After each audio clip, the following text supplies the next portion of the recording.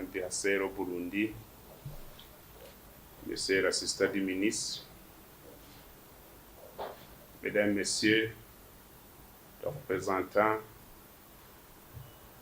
des agences des Nations Unies et d'autres organisations internationales, Mesdames, Messieurs les ambassadeurs et représentants diplomatiques ici présents, Mesdames, Messieurs les partenaires, tout protocole observé, Mesdames, Messieurs les hauts cadres, les cadres de l'État, Mesdames, Messieurs les journalistes, bonsoir. En ce début de la soirée du 19 février 2025, nous avons le choix de vous accueillir dans cette belle salle de réunion du ministère des Affaires étrangères et de la coopération au développement.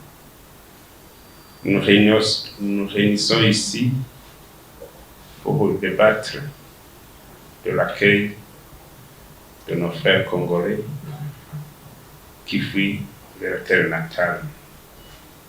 C'est dur de fuir, d'être réfugié, mais si les circonstances le dictent ainsi, on est obligé de l'être.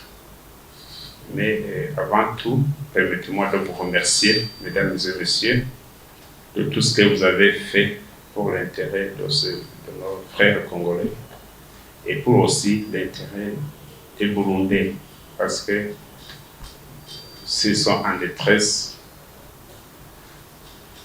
les Burundais aussi le seront. Permettez-moi alors d'exprimer ma gratitude à toutes les agences des Nations Unies et à toutes les personnes qui s'est impliquées depuis le début du mois de janvier, parce que c'est le début du mois de janvier jusqu'aujourd'hui qui nous ont fait peur par rapport à l'accueil de ces Congolais. Aujourd'hui, nous avons un nombre très important depuis le 12 février. On a à peu près 20 000 à Chibitoke ou légèrement supérieur et à peu près 5 000 dans la province de Bubanza, précisément dans la commune de Kihanga. Aujourd'hui, à l'heure où je vous parle, nous sommes en train d'enregistrer les policiers qui ont fui la République démocratique du Congo. C'est en termes de centaines jusqu'à maintenant.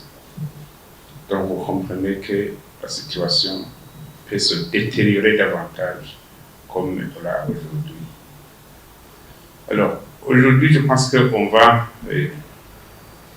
penser à l'accompagnement logistique de ces gens-là, parce que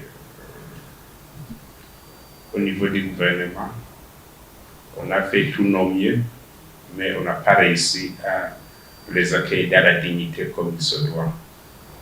C'est raison pour laquelle nous avons invité pour qu'on partage les données dont on dispose et prévoir la suite à donner les solutions idoines qu'on pourra apporter à ce problème-là.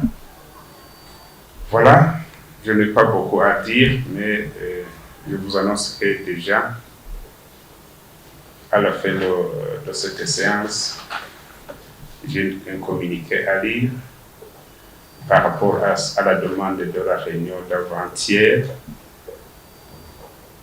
Et on va peut-être avancer dans l'accompagnement de ces gens